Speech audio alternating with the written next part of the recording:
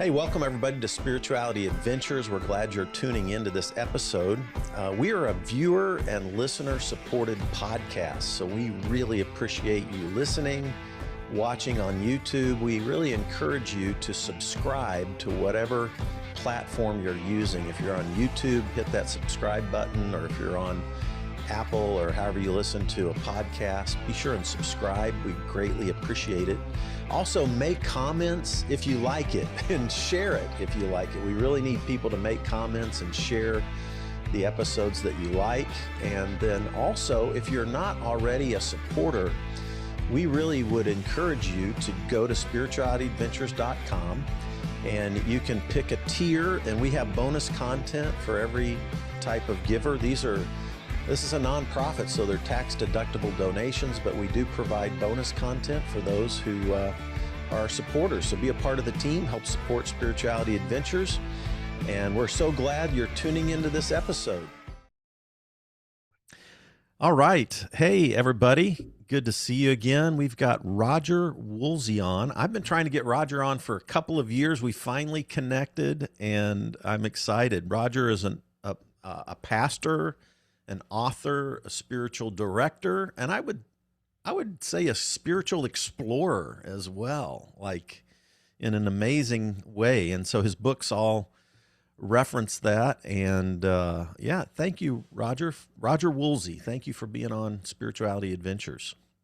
It's an honor to be with you. I'm looking forward to this. We have been dancing around this for a while, and it's finally happening. Here we are. And this is the book that came out in 2023, Discovering Fire, and this is what we're going to be focusing on our conversation for most of our time. But before we get to that, I like just to give a little of your own personal background, how, it's interesting because I came from the evangelical world and have moved into more of the progressive Christian world now. You've been in that space for most of your life, but give us just a little, because in the book, you actually go into, you give us a pretty thorough biography of some of your trauma.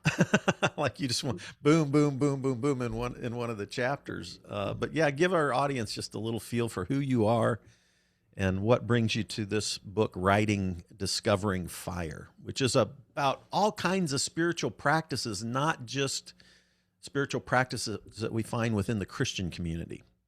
Right. Yeah, the subtitle is Spiritual Practices That Transform Lives. And the intention is to be a bridge between practices of organized religion that actually are life transforming and healthy, and practices within the spiritual but not religious, and maybe help each side lose some of the wariness or allergy they might have about the other and increase the appreciation that Spirit's really at work in all of this.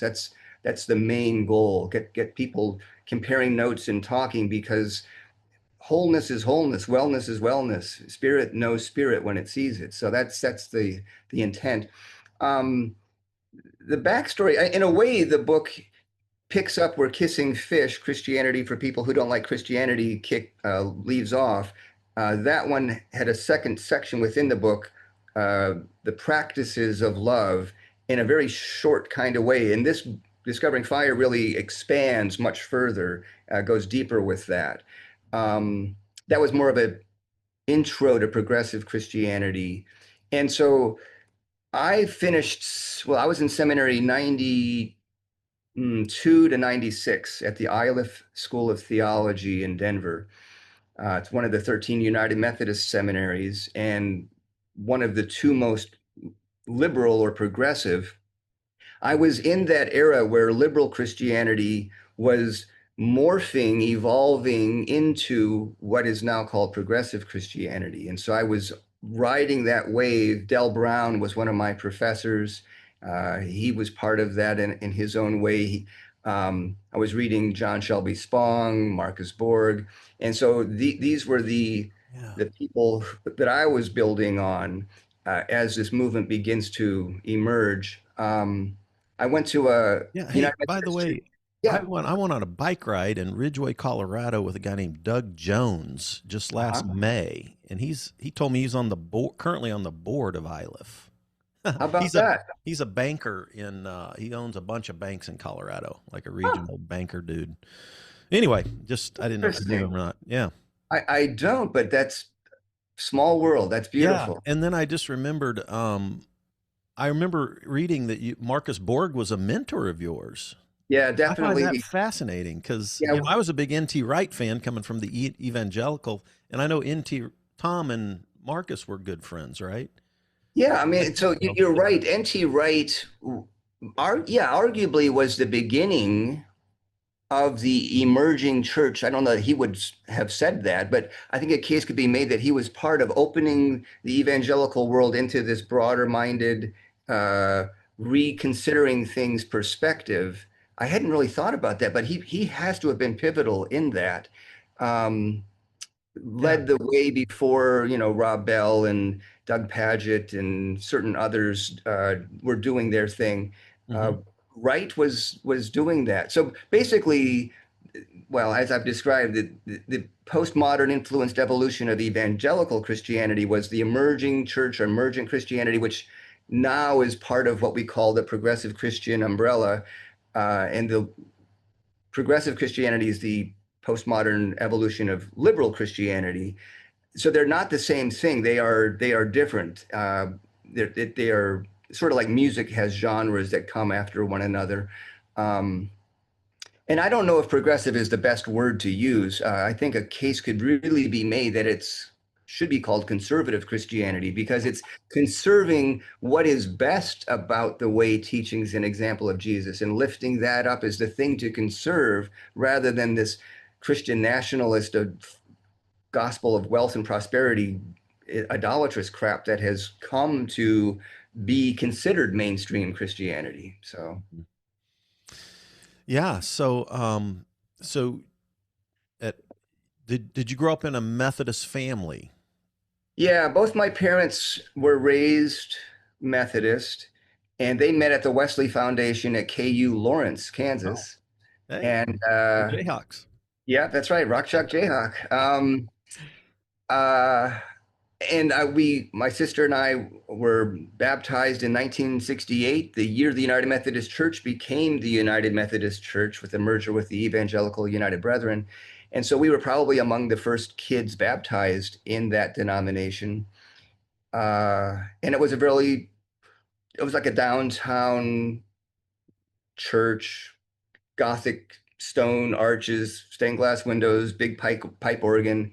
Um, and I have shared before that it was kind of nominal, like they weren't pushing salvation, the Jesus prayer, that kind of thing. It was a low key approach. And maybe that's what worked because I didn't feel repelled from it. Um, but I was confirmed around 13.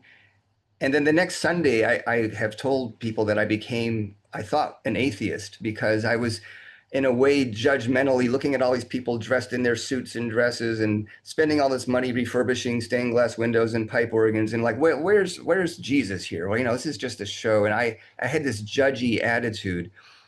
But then in time, I learned as this church has so many volunteers at the Dorothy Day Center feeding indigent people and teaching Hmong and Laotian immigrants English and getting them up and running as they start their new lives in the Twin Cities. I was like, oh, I just didn't know Hmm. that Jesus was showing up, and I was blind to it. Hmm. So I was kind of an a-churchist for a while, but then I during college came to some small group campus ministry that was low key compared to the evangelical one, which wasn't.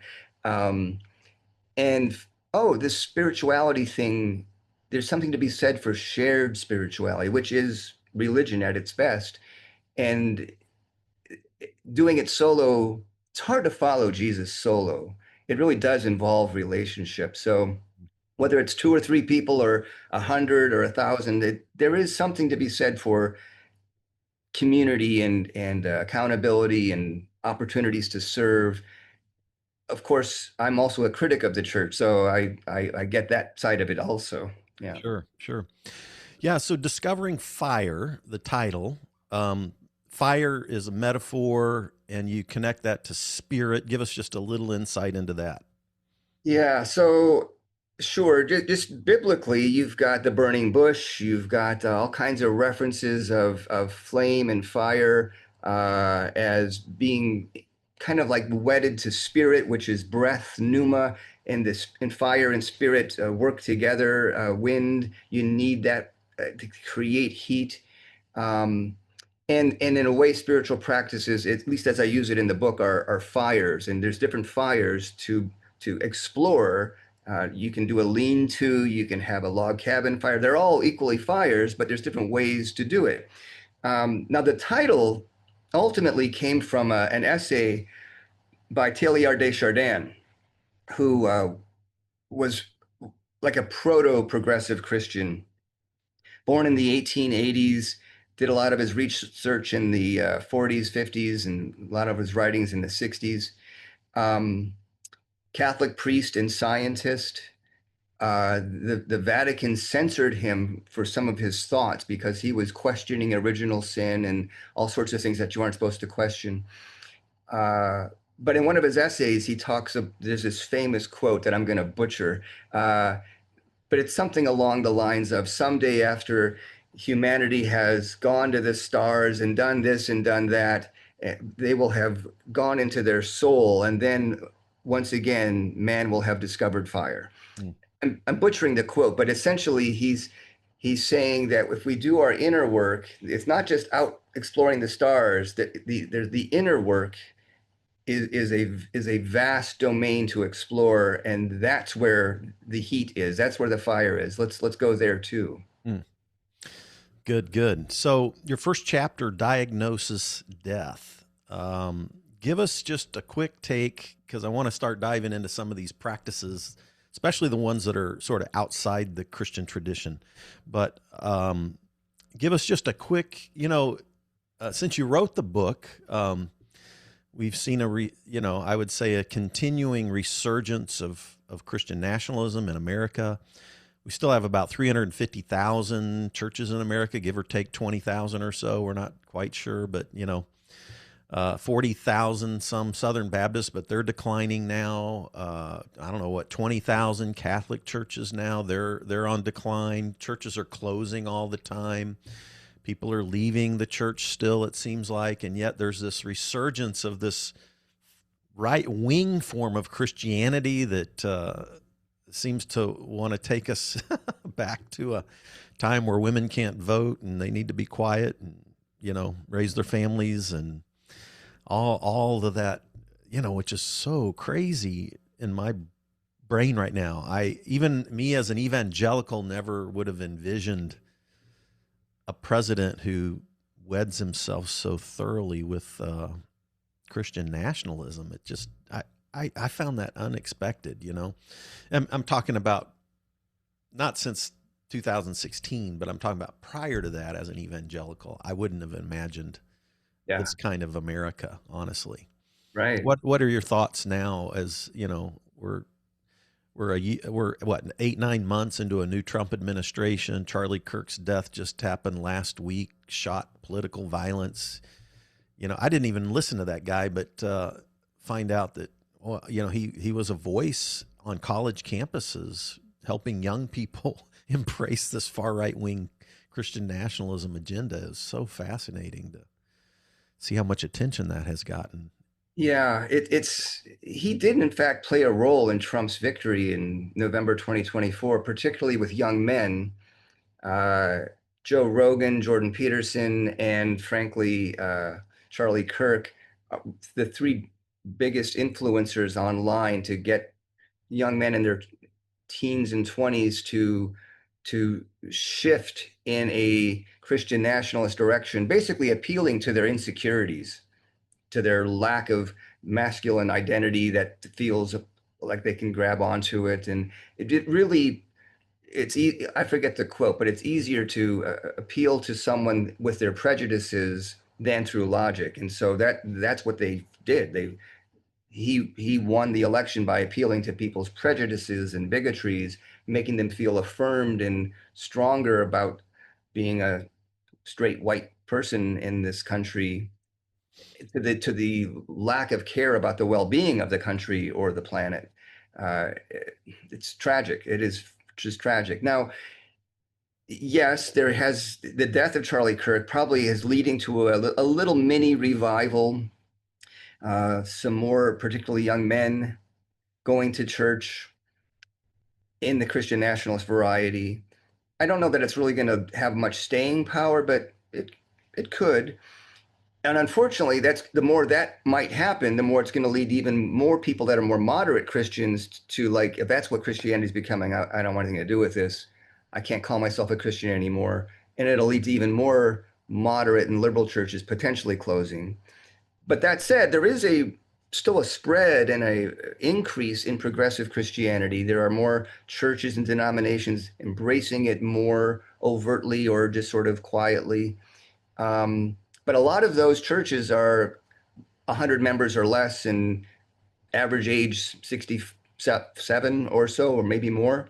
So we are in a precarious circumstance. And ultimately, I guess this is where the rubber hits the road, and you either have faith or you don't. And is God at work in the story of Jesus or not? Is this life-giving or not? And is there a way to continue to tell the story and struggle with his teachings and invitations or not?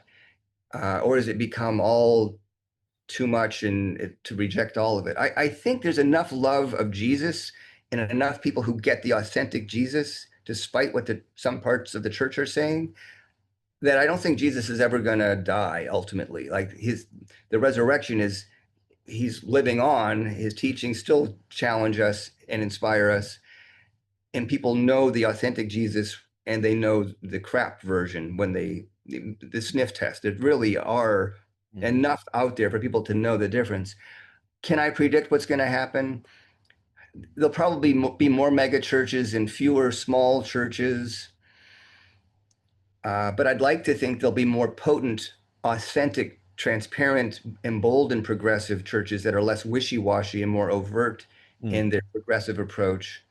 And hopefully they're allowed to continue and not be persecuted and have to go underground like in China or something.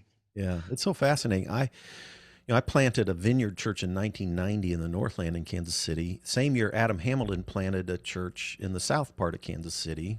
My church grew and became the largest church in the Northland. His is the largest church in Kansas City, and I think the largest United Methodist church in the country, probably. It is, yeah. He was always a little more progressive than me, but I wasn't far behind, and we've been friends for 30 some years. It's been interesting to, watch how Adam's continued to navigate all this. He would probably be comfortable. I've had him on a couple of times calling himself a progressive evangelical, which that's probably what, like when I was working on my PhD in the Hebrew Bible at Midwestern Baptist Theological Seminary, they called me a British evangelical, which I think was a way for them to say I was a progressive.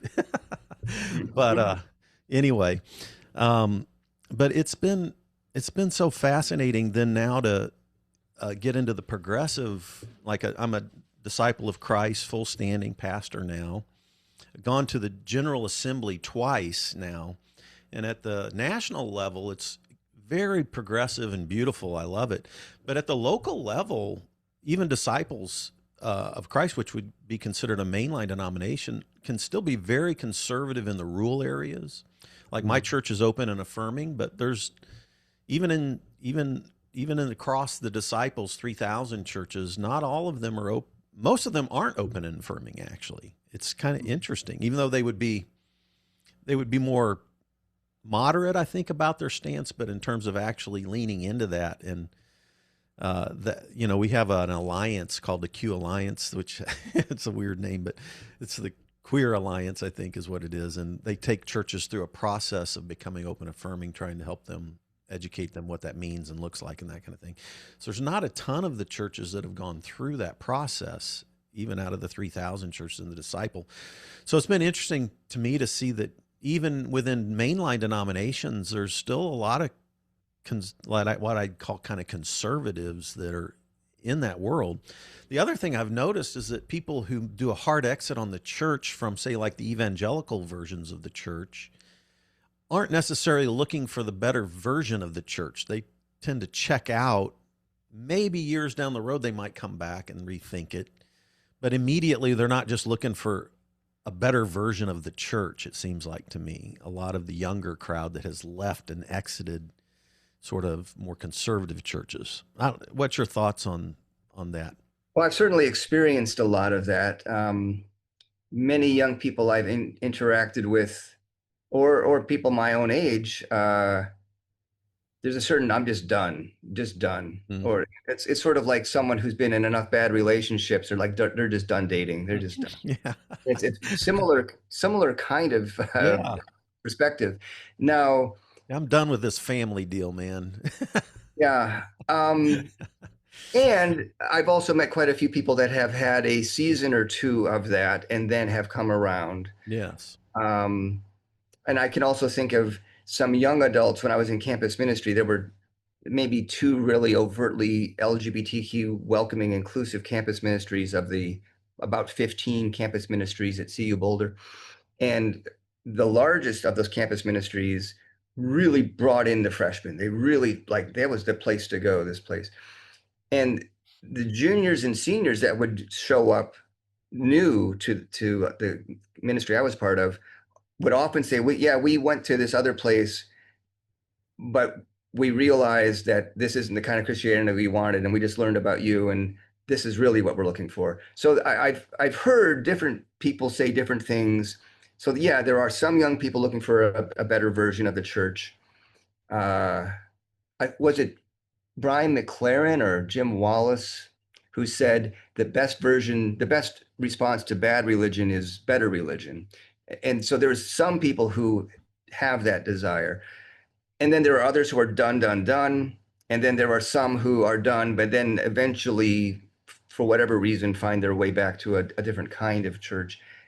And it's always going to be that way, I think. There's always going to be those different populations.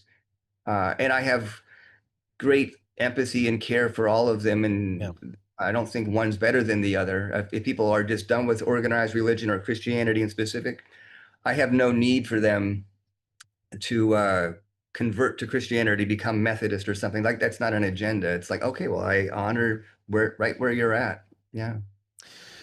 So spiritual practices. Why are these important for us, whether we're in the church or outside the church? Why do we, as human beings, need spiritual practices? Yeah. It'd be kind of like talking to a musician or an athlete. You can have some natural disposition as a musician or an artist or an athlete and create some cool stuff, sound pretty cool, and you pick up a horn or a piano occasionally or tap on a drum or compete in the local pickup basketball game, go running. I mean, you can have a certain degree of wherewithal, but in any of those endeavors, you're going to be much further along as the athlete, the artist, or the musician, the more you do it, the more you do it intentionally, the more you are open to learning about different schools, different perspectives. How did different artists do things? How did they do that? And why did they do that? And the more you learn about that, the more tools you have, the more creative, the further you can go in the artistry, the musicianship, the athleticism. So similarly, spiritually, we are just by our birthright spiritual beings. We're breathing in spirit. There is no not being a spiritual person from my perspective. It just is. And life is hard. There's trauma, there's wounding, there's alienation, we screw up. And you can sort of survive and eke out an existence, or you can thrive. And the thriving part doesn't usually happen by accident. It usually happens with intention, others bringing you on board, showing you some things, you gravitating to some things that are helpful. And so there's some collective wisdom, and there's no one right spirituality or right spiritual practice, but there are quite a few time-honored things. We've got billions of people we share this planet with, that we can learn some things from each other. And so if there's a way to pray or to meditate or to be in nature or to uh, work with texts or work with even crystals or astrology or all kinds of things. If you can learn something from others who have done this a while, and then you actually practice some of these things, you're only going to go deeper and further than you would have without that. It just, hopefully that makes some sense. Yeah. Yeah.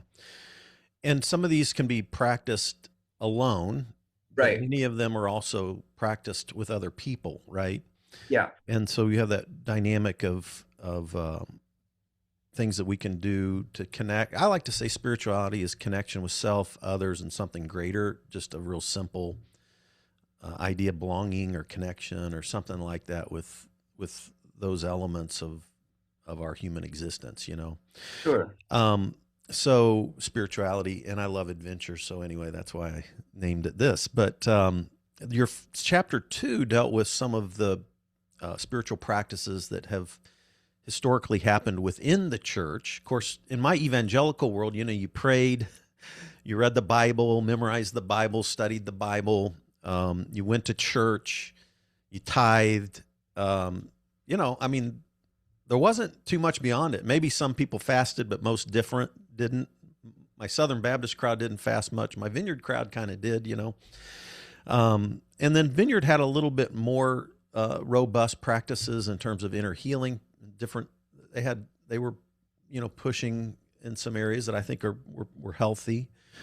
But I noticed in your chapter 2, you mentioned a couple of things that weren't in my evangelicals, tool belt of spiritual practices. One would be the Enneagram, and another one would have been maybe a little bit on the dream work thing. Not. We didn't dive into that very much. Yeah. Yeah. Um, Those two were toward the end of that chapter. So I started out with some more uh, kind of commonly understood conventional Christian practices.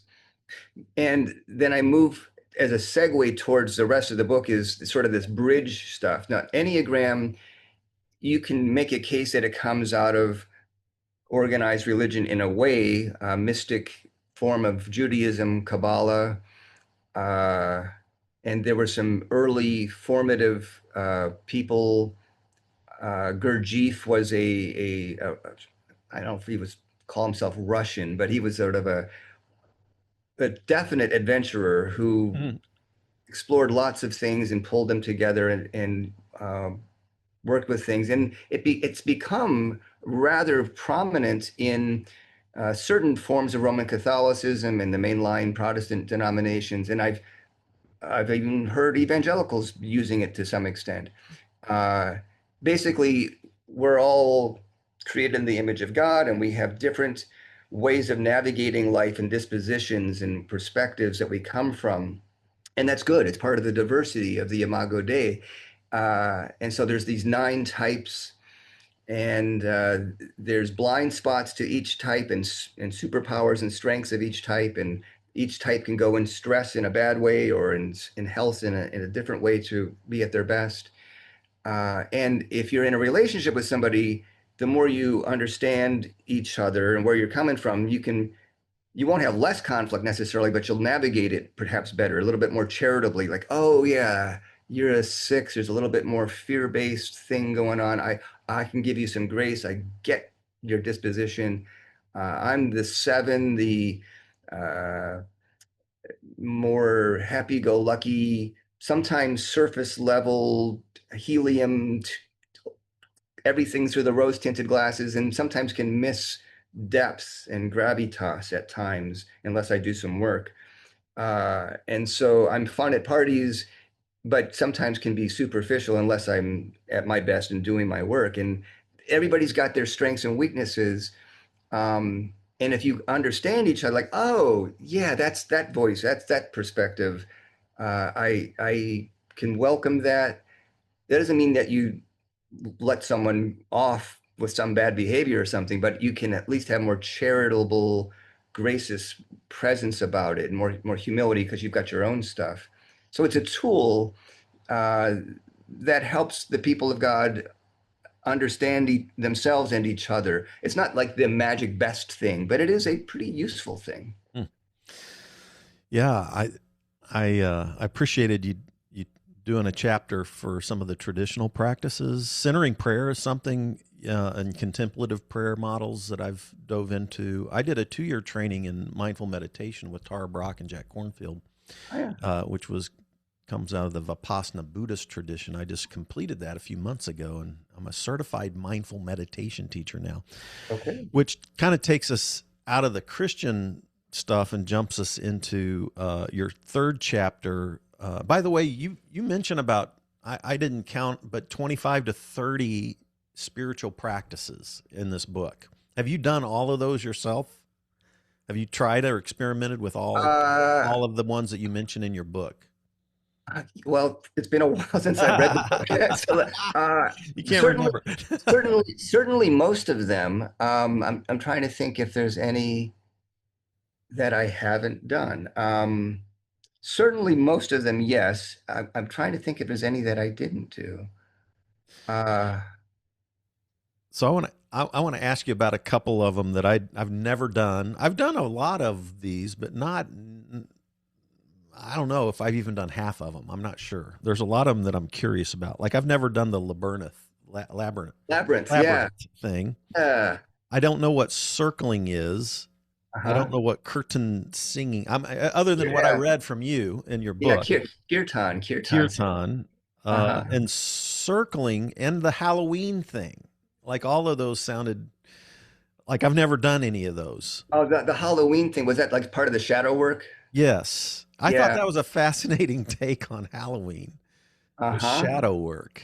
I Uh, never even thought of that myself, to connect Halloween with shadow work. yeah, I So might be. fascinating.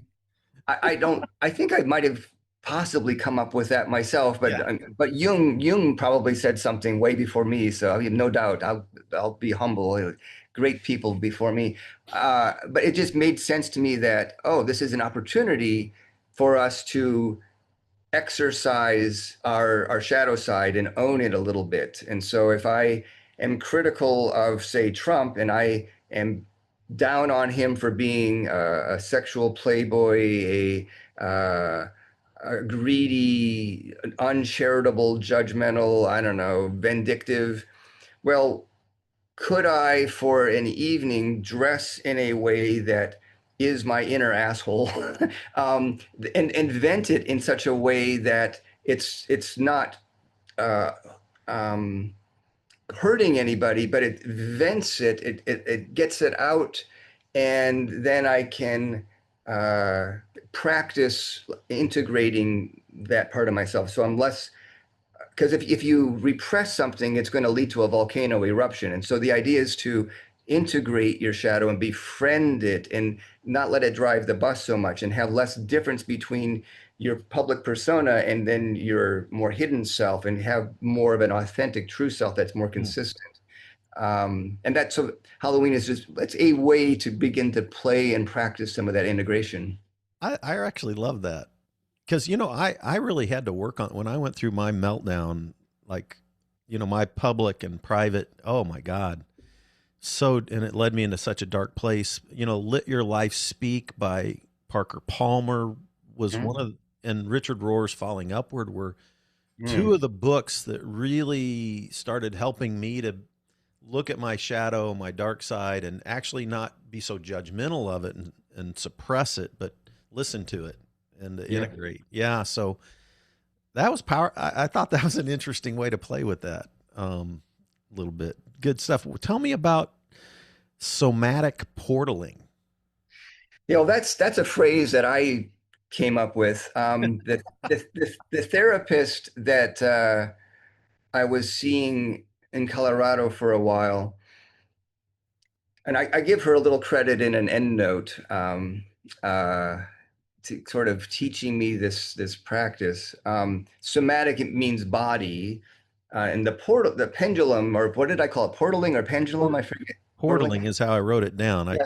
So I'm enough of a conventional American straight male where my emotional bandwidth, my emotional fluency is not my strong suit. It's more of a second language. It's more I'm learning.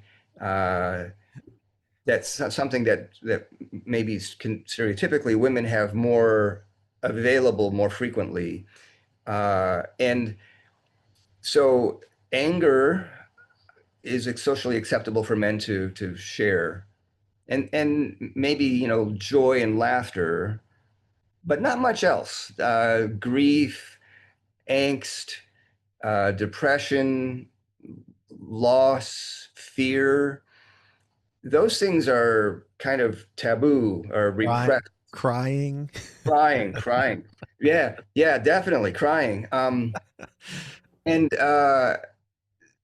so there's a technique where um, if I'm having a hard time feeling the feels about something, okay, so I can um, access it.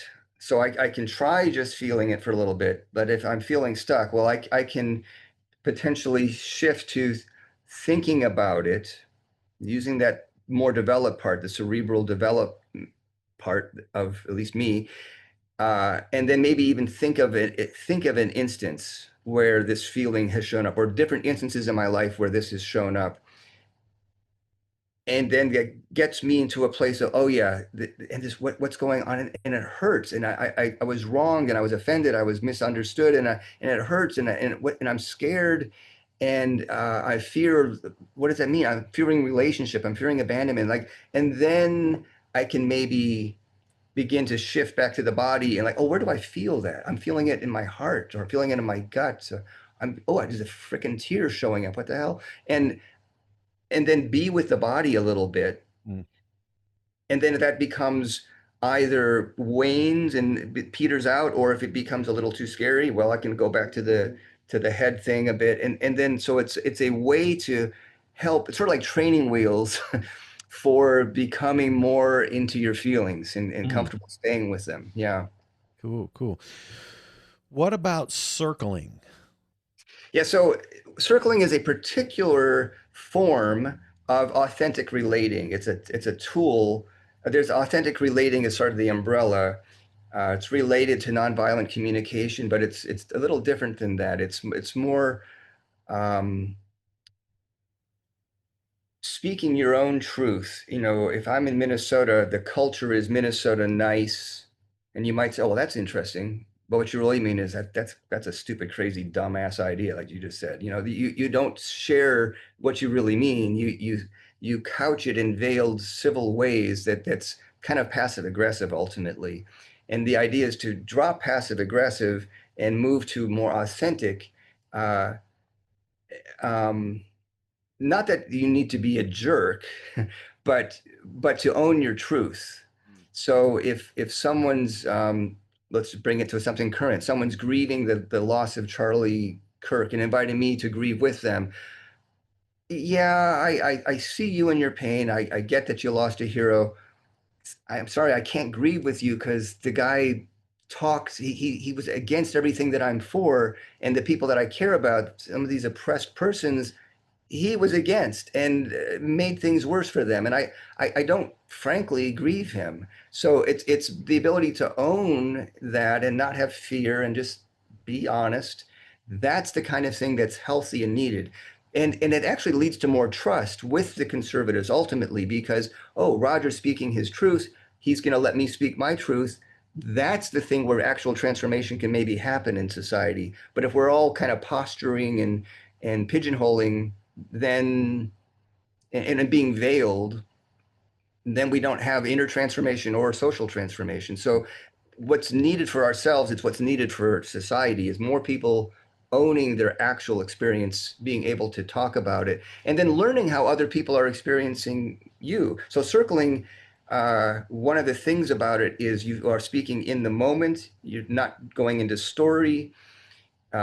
you're sharing what's true in the body. So as I hear you say that, I'm feeling a tension. I feel some tightness in my jaw. I feel a little discomfort in my gut right now. I'm feeling a dis-ease. And that's information for someone. Like if someone's sharing something and they might be oblivious their impact on somebody else, and maybe that's useful information for them to Yeah. Yeah. uh, think about how they're coming across, and vice versa. So it's a radical honesty, and there's a container that helps Hmm. facilitate this. Interesting. Um, and the idea is to, just like with yoga, the idea is what you do on the mat, you can take off the mat and begin to have that become part of your regular life a bit more. Hmm. Yes. Good. Good. Interesting. All right. Well, chapter 4, woo to the who. Mm. I was trying to figure out what that chapter title was meaning. Tell me about it.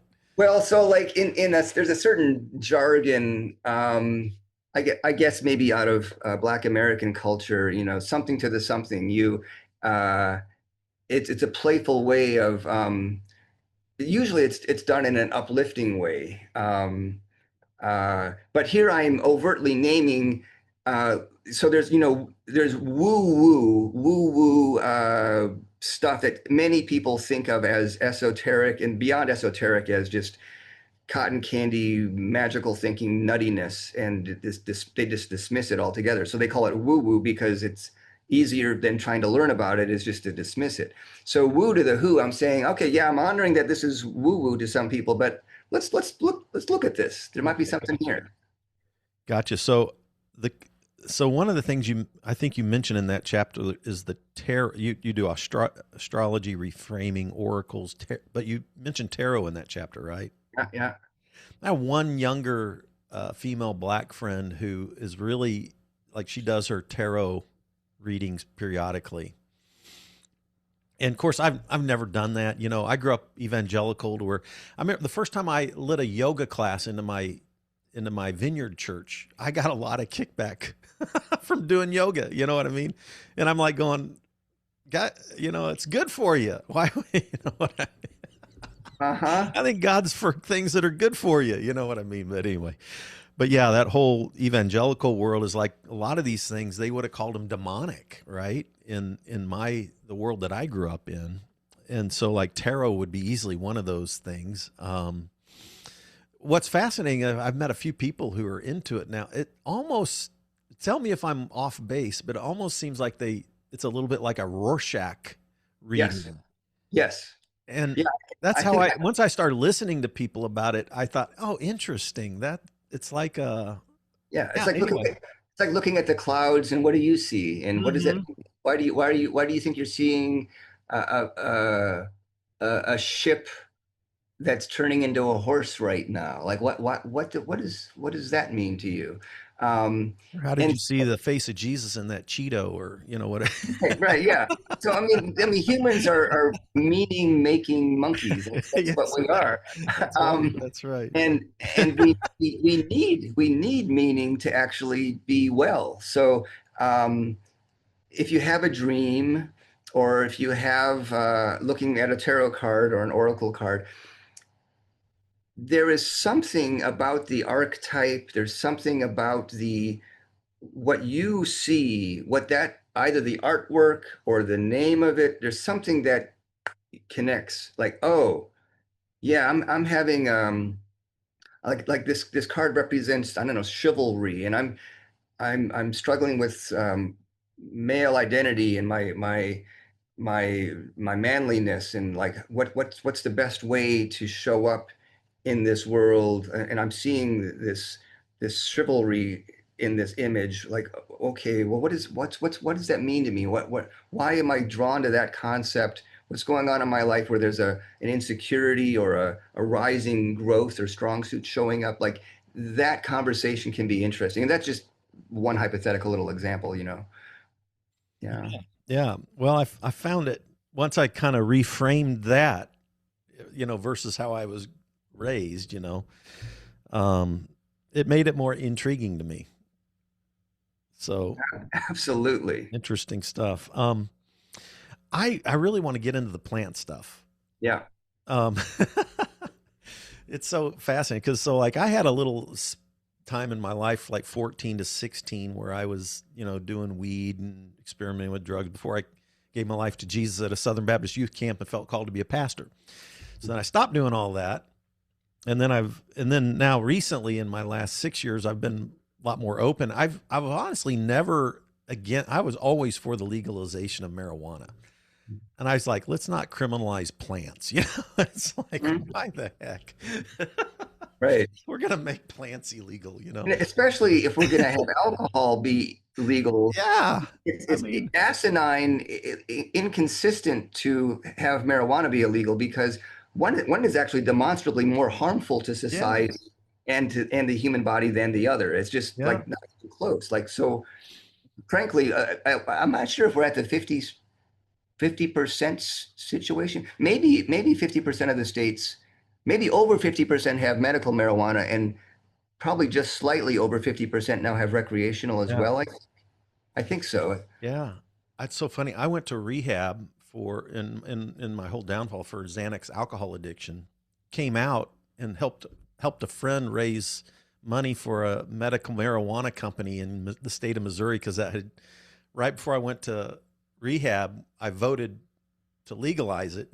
And then I came out of rehab, lost my job, and helped raise some money for for one of the companies that got licenses that is one of the medical marijuana companies here in Kansas City. Um, but but apart from the weed thing, it's been fast. The first time I listened to Tim Ferriss did a podcast on ayahuasca. And Tim Ferriss is a podcaster. I don't know if you ever heard of him or not, but he anyway, that was years ago.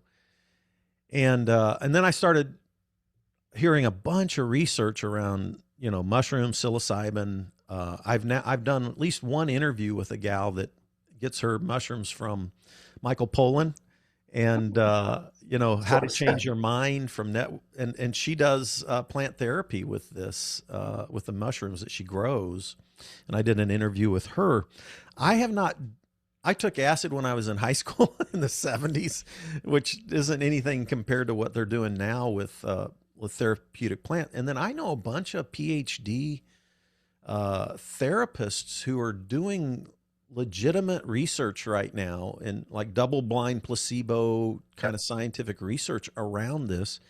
I was at Wild Goose a couple of years ago and heard Hunt Priest, who wrote the forward, and I've been trying to get Hunt on my podcast and he never responds to me. He's like you the first 2 years I reached out to you. I just never have heard back. So you need to connect me to Hunt anyway. But no, let's talk about this. Like, what is there something like I'm tempted to jump into that and do some therapy around that because I've got plenty of shit that I need to deal with, right? So anyway, yeah, Well, yeah, it is. Okay, well, what to share? All right, so yeah, the praying with plants chapter 6 is the longest chapter in Discovering Fire. It's also the longest chapter in Kissing Fish, and also the most controversial in each book. mm-hmm. Chapter 6 was my a progressive Christian understanding of salvation, which is arguing for a more Jewish understanding of salvation than the conventional evangelical Christian understanding of salvation. And in Discovering Fire, praying with plants, sacred plant medicine, in some quarters is controversial, Mm-hmm. trying to normalize ayahuasca and psilocybin in particular. Mm-hmm. Um, Prior to that, there's a chapter, or at least a section of a chapter on nature and how nature and being in intentional communion with nature is, in fact, a spiritual practice in and of itself. And so, if you're doing any kind of nature practice, there's all kinds of possible ways that can help set favorable conditions to help you move on into praying with plants, which is the sacred plant medicine. Uh, Again, a person can live a full, beautiful spiritual life and never do any plant medicine. It doesn't, it's not necessary. But it also isn't something to reject or make illegal, in my opinion, either. There's many thousands of years of experience with humanity with these things. And it's silly to dismiss it. and there's a lot of wisdom in allowing it. Brazil, as I shared in the book, in the prison system, uses ayahuasca to help people break free from addictions to things like cocaine and heroin and the ugly, harsh stuff, alcohol. And so it's they aren't addictive. If anything, they are healthy. They are, um, if you are okay with medical marijuana and allow that marijuana can be medicinal, well, the same is true for psilocybin and ayahuasca. They have a way to help people psychologically, spiritually, in all kinds of ways. Studies have shown that it reduces uh, anxiety with people that suffering from anxiety. It reduces PTSD symptoms. People that are dealing with pharmaceutical resistant forms of depression, high success rate with these medicines, psilocybin, ayahuasca, and even one experience with them can be profoundly helpful to people. One experience. Mm. Um, so, and studies have shown that people who reported being atheists before they experienced these sacred plant medicines notably reduced on saying that they're atheist after. So arguably it's a better evangelism tool than conventional evangelism. Like, oh my God, there really is a God. That can be part of this too. I just had a guy visit my church and I had coffee with him, and he's that's exactly where he was, basically left the church atheist, but then had these experiences, and it's drawn him back. Like, there you go. And I did not know you were going to say that. It's just organic, literally organic. I'm going to shift because I see my battery on my laptop is low. So I'm just going to move to where I have a cord. So just bear with me. okay. While you're moving, let me say another thing. I'm from the Vineyard. Vineyard started in the hippie movement, the hippie Jesus movement, right? Yeah, yeah. Did you happen to see Jesus Revolution, the movie that was on that I anyway. did see that, and I learned quite a bit of that I didn't know. And I understand that there's some critique of the movie. Yeah, I could critique it myself, but the thing I want to say is that the main featured person there that looks like Jesus and was so influential in the beginning of Vineyard and Calvary Chapel is a guy named Lonnie Frisbee. Yes. Lonnie went on an acid trip in a canyon in California and saw Jesus, and that's how he converted to Christianity and then became the leader in this Jesus movement that influenced Calvary Chapel, Hope, and Vineyard and all of these movements. And he was a closeted gay alcoholic as well. They didn't bring any of this out in the Jesus Revolution movie. Right, right. And I'm like going, like, it's just like a cover up for the reality of what was actually going on. It was like an evangelical whitewashed version. Exactly. I actually know the guy who wrote the thing. So anyway, that was the critique I was going to make, and that's that you said it so well. They hid his homosexuality for the most part, and they totally hid the psychedelic impetus for his conversion. Yep.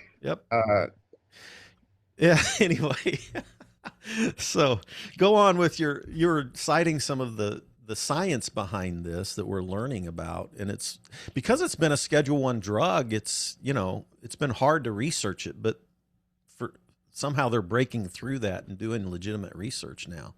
yeah. Of course, anyway, the thing that Priest Hunt was a part of was like 100 clergy people who had never done any of it, and they were with John Hopkins, right? And that was like a real scientific research. Yep. Of 100 clergy, right? That's right. Yeah. Fascinating stuff, huh? Yeah, and of course he's now the director of Ligare, which is root similar to religion, religio. It's a binding together, uh, and it's a Christian psychedelic guild. And so the idea is to help normalize plant medicine, particularly among American clergy, to get them to not be allergic to it, to not consider it taboo. I mean, if you're going to be a clergy and you're going to be reaching out to 30 and 20 somethings and you aren't familiar with plant medicine, you're dumb.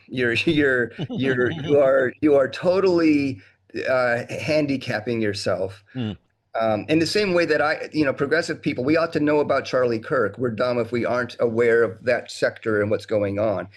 We really need to be fluent in what's happening.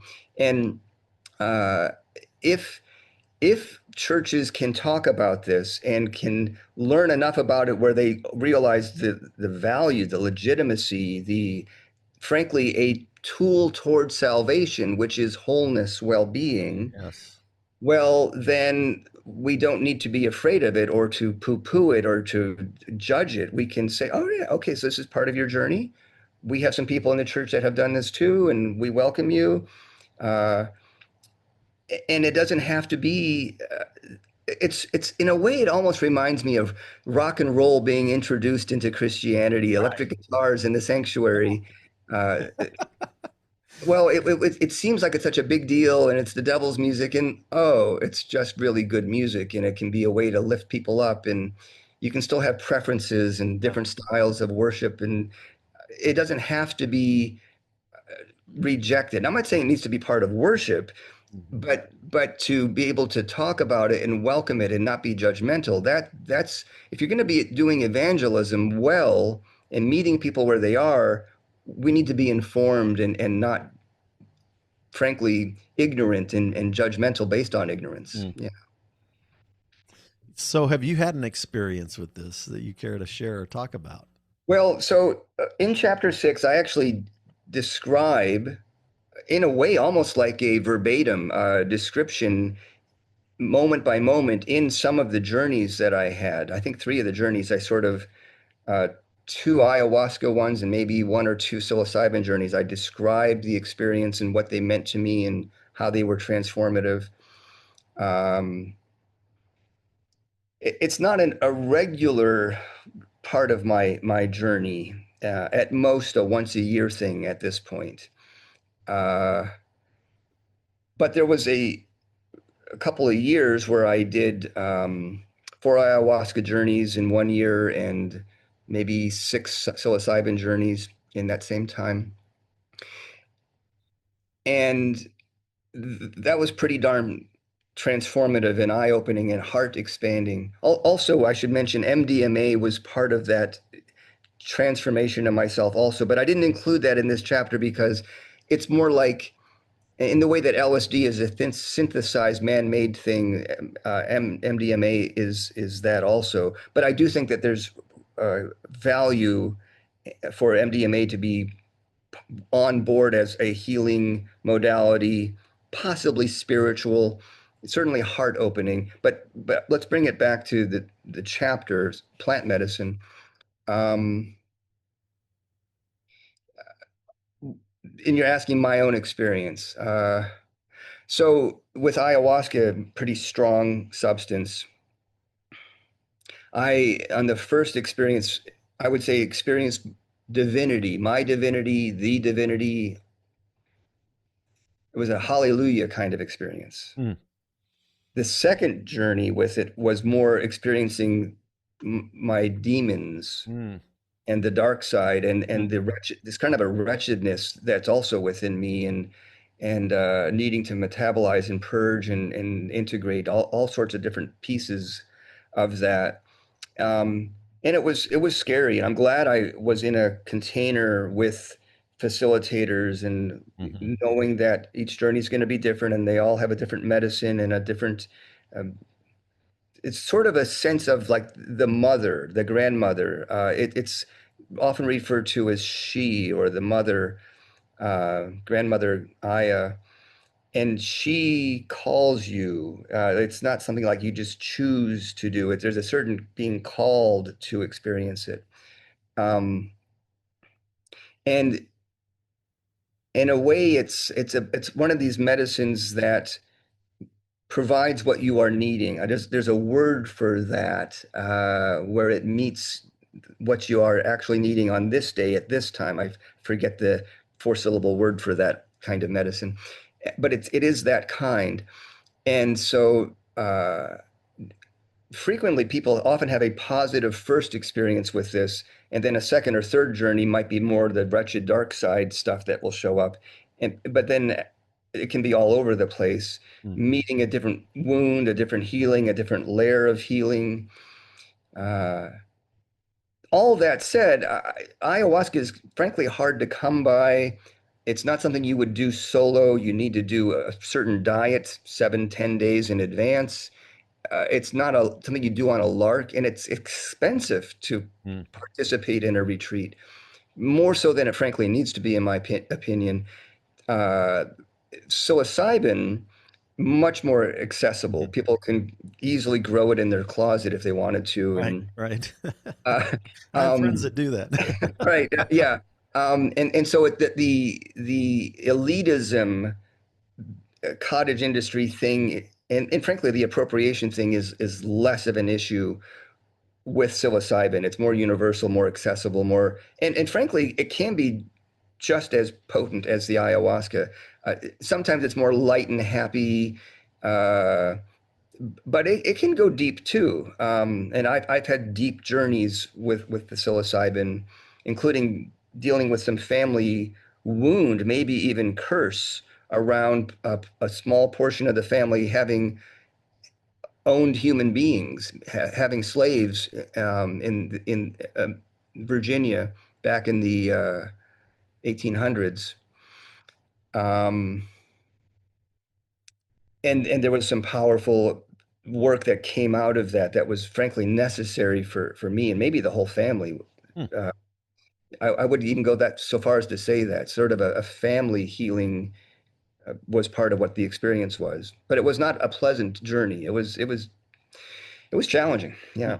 Interesting. When I was interviewing David Hayward, the Naked Pastor, Yeah. Yeah. Yeah. and he did one time. He did one of these journeys, I think, with mushrooms. I think if I remember right, he had that experience where kind of the ego dissolves and you feel connected to everything, kind of a Mhm. deal. That I've had a number of people who have had that experience, and of course, contemporarily right now, but also historically, as I've read a lot about this, that's seems to be one of the And common I think that's things. part of the shared experience, and often it's people's first experience, Hmm. Hmm. uh, and that's where it starts to peel away any, like, wait a minute, well, maybe there is a God, maybe there is divinity, maybe I'm part of it. I mean, that is profoundly helpful, and frankly, it is a spiritual experience. There's no way around it. It just is. Uh, Hmm. I have a friend who had a near death experience, which took away his fear of death because his dad had died at a young age, and I've had a few other people have that experience through mushrooms that took their fear of death away even as well. It's that's a so good interesting. that's a good point. I know in certain hospices where they're working with often elderly people, and sometimes they have a fear of death that shows up, and the psilocybin that they sometimes will be using reduces their fear of death. Hmm. And maybe it's just one dose, one experience, 2 months before they die, and those last 2 months, there's way less fear going on. Well, how beautiful is that? Hmm. Like, why wouldn't we welcome that? Yeah, interesting, interesting. Sam, my podcast producer, is a hospice chaplain, so yeah, interesting. Well, we're about out of time. Your last chapter is on poetry and prose, and we don't have time to dive into that. But do you have? Is there a poem that you might like to close us with? Because you share a number of your poems in the book. Would you Well, like? I Would don't you like? have the book handy right now. I should have it right handy. I have Um, it right here. oh, well, but maybe I could direct you to a poem. Well, okay. There's actually a poem in the Nature of Our Natures chapter, and it's called Earth Mama Gaia Goddess. Um, and while you're looking for that, I bet you I can find it online and read it. Okay. I'd like for you to read it if we could. That would be good. Okay, I found it. Okay, cool.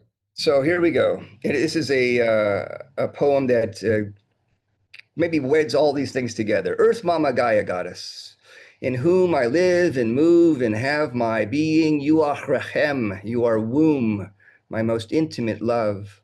Let me know you hot, let me know you cold, let me know you young, let me know you old.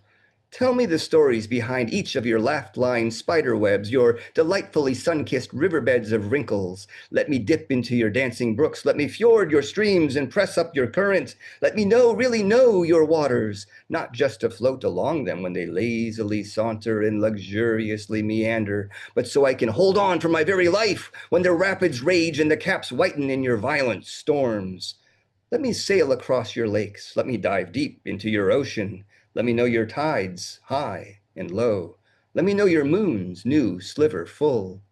Let me climb your magnificent mountains. Let me gasp their thin air. Let me take comfort in your terra. Let me be strong in your firma, meant for me to vigorously leap and bound. Don't shelter me from your harsh weather. Let me rake and reel, fear and feel. Let me feel gratefully your yes. Let me feel firmly your no. Let my tongue tip taste your lava, let it taste your snow. Allow my hands to run through your fields. Let me feel the wheat, let my fingers slip through your tall grass. Let my toes get lost in your woods and forests. Let me trace my fingertips along your topographic temple. Let them circumnavigate your globe, sensing all your bumps and curves. Permit me to feel your moist and mossy stones. Let me dip into your hot spring. Let your warmth pour slips around. Let me spelunk and bring gentle light into your ambrosial caverns. Let me kiss deeply, probing your every nook and cranny. Let me savor your pungent subterranean garden abloom. Let me breathe in your aromatic and life-giving compost and decay. Let me walk upon your shores. Let me play in your jungles. Let me race across your salt. Let me protect you. Let me serve you. Let me cherish and revere you. You are my womb and my tomb, my beginning and my end. You beck and I call. Earth Mama, all in all. Hey, I got chills. So there's that one. I like that. I Yeah, was just sitting in the hot springs out in Ridgeway, Colorado, there you just go. a few weeks ago, and I'm like, ooh, baby. Uh-huh. Very cool. Thank you, Roger. Yeah, you're That's welcome. delightful. I really enjoyed. I love the fact that you're still exploring. Old men should keep on exploring. I think there's a poet that said something like that, Amen. like T.S. Eliot or somebody. I don't know. Yes. Well, God bless you. Thank you. You're welcome. Yeah. If people want to learn more about me, I guess the simplest way is to go to rogerwolsey.com and visit that website and explore what's there. Kissing Fish and Discovering Fire, two books, but lots of other resources as well. Oh, So yeah. Yeah. thank you so much. Say that one more time, the website. rogerwolsey.com. Wolsey. I'm sorry. Wolsey. Yeah, Wolsey. Yep, Okay. .com. Yep. Yes. All right. Thanks so much, Roger. Greatly appreciate it. So welcome. Thank you for all you're doing. Thanks, everybody, for tuning in. See you next time. Hey, you made it to the end. Thanks for listening all the way through on this episode. By the way, if you're not already a supporter, go to spiritualityadventures.com, sign up for one of our monthly supports, and you will receive our bonus content. You'll receive lots of interesting information about our guests. Many of our musicians will do special bonus songs and record a song. So I want to encourage you to do that. Thanks for listening. Thanks for watching. Be sure and subscribe. Be sure and share any of the episodes that you like. And be sure and make comments if you like them as well. This helps us get Spirituality Adventures out there to more listeners, more watchers. So whatever platform you're using, subscribe, like, share, make comments, and go to our website, sign up for our team, and be a part of the team support. Thank you so much, and we'll see you next time.